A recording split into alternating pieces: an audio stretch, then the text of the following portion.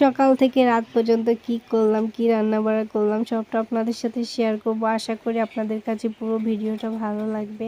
আর শুধু রান্নাই নয়, পুরো রুমটা কিভাবে গোছালাম, হ্যালো সবাইকে, আপনারা সবাই কেমন আছেন? আশা করি আপনারা সবাই ভালো আছেন। আল্লাহর অশেষ রহমতে আমিও ভালো আছি।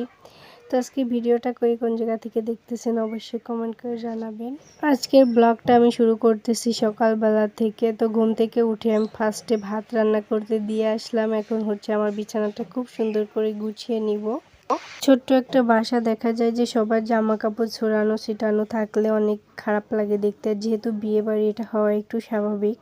আর আমরা হচ্ছে গ্রামের মানুষ, অনেক জায়গায় বা খোলামেলা পরিবেশে থাকতে থাকতে বড় হয়েছি। এখন এইটুকু বাসার ভিতর কেমন যেন লাগে। তারপরও দিন শেষে নিজেকে মানিয়ে নিতে হবে পরিস্থিতি সব কিছু মিলিয়ে। তো আমাদের বাসায় তো বিয়ে হচ্ছিল, তো বিয়ে শাদী সব কিছু হয়ে গিয়েছে, আপনাদের সাথে শেয়ার করেছিলাম। তারপর 2-3 দিন আমি কোনো ভিডিওই করিনি, যেহেতু মানুষজন ছিল, আমার ভিডিও ইম্পর্টেন্ট না। তারপর আপনাদের সাথে শেয়ার করার জন্য আমি কিছু কিছু ক্লিপ নিয়ে রেখেছিলাম। তো সকালবেলা হচ্ছে আমি খুব সুন্দর করে বিছানাটা গুছিয়ে নিলাম।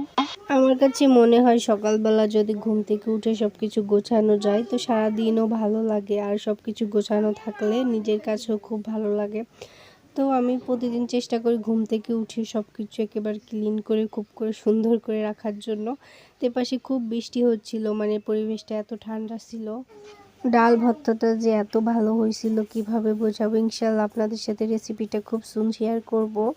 তো সকালবেলা খাওয়া দাওয়া শেষ করে আমি চলে যাই চাচি শাশুড়িদের বাসায়। তো ওখানে হচ্ছে ফ্রিজে মাছ মাংস ছিল, ওগুলো আনার জন্য। যেহেতু আমাদের ফ্রিজটা আপনারা জানেন যে নিয়ে গিয়েছে, আমাদের এলাকায় তো একটু সমস্যা চলতেছে, সেহেতু আমাদের ফ্রিজ আপাতত নেই। তো আমি বাসা থেকে বের হয়ে পড়লাম। তো যেখানে মাছ এনে সব কিছু কেটে কুটে রেডি করে ফেলেছি, এখন হচ্ছে আমি রান্নাটা করে নিব। আর বাজার থেকে পেঁপে এনেছিল, অনেক দিন হয়ে গেছে পেঁপের তরকারিটা খাওয়া হয় না। আমার পেঁপে খুবই ভালো লাগে, পেঁপে ভর্তা, ভাজি বা তরকারি, মানে রান্না করতে জানলে না যে কোনো জিনিসই রান্না করলে ভালো লাগে আমার কাছে মনে হয়।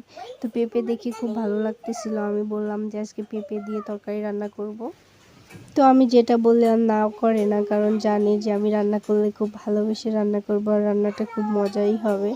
তো আমি যেখানে পেঁপে কুটে নিয়েছি, এখন হচ্ছে সব কিছু সুন্দর করে বেটে বুটে রেডি করে নিব। আর এই পাশে আমি মাছ ভাজি করে নিচ্ছিলাম। তো যেখানে হচ্ছে আমরা ফ্যামিলিতে লোক সংখ্যা মোট আমার ছেলে আর আমি, আর হচ্ছে ওই যে আমার মেজো ভাই আর হচ্ছে মেজো ভাইয়ের বউ, যে আমার যা। তো আমার যা আবার কিন্তু মাছ খায় না, ও হচ্ছে আপনাদের সাথে শেয়ার করেছিলাম বিয়ের ভিডিও।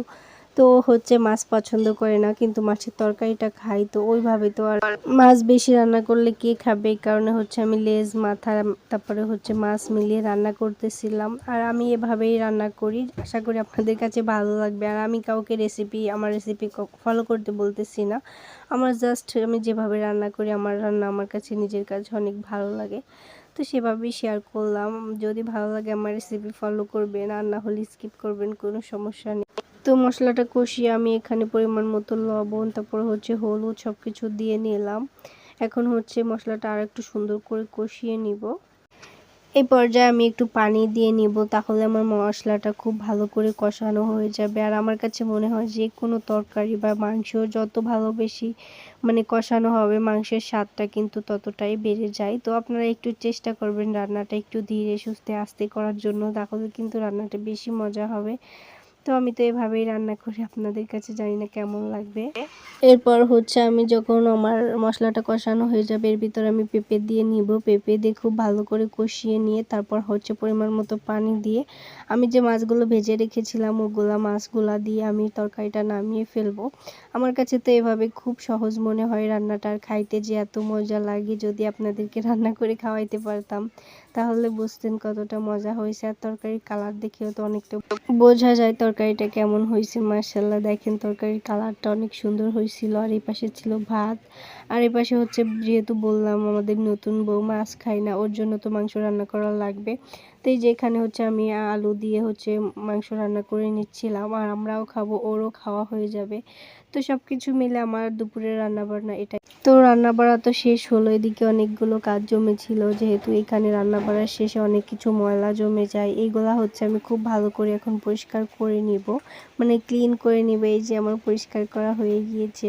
তো তো সব কিছু হচ্ছে খুব ভালো করে পরিষ্কার করে নিলাম। এখন হচ্ছে দুপুরবেলা একটু ঘুমাইছিলাম, এরপর উঠে দেখি অনেকগুলা বাজার করে নিয়ে এসেছে।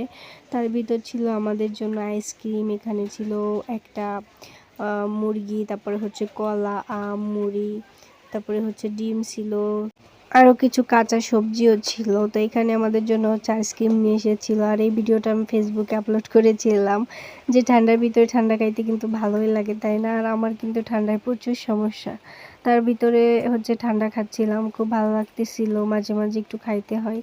তো এই যে সন্ধ্যাবেলা আবার হচ্ছে ফুচকা নিয়ে এসেছিলো বাইরে থেকে, তো ভাবতেছিলাম আমরা হচ্ছে একদিন ফুচকা পার্টি করব ইনশাল্লাহ। আমি তো এখন হচ্ছে গ্রামে আছি, তো এইবার যে আমরা হচ্ছে সবাই মিলে একটা পার্টি করব, আপনাদের সাথে অবশ্যই শেয়ার করব। তো কেমন লাগলো আমার আজকের ভিডিও সবাই কমেন্ট করে জানাবেন। সবাই ভালো থাকবেন, আমাদের জন্য দোয়া করবেন। আল্লাহ হাফেজ।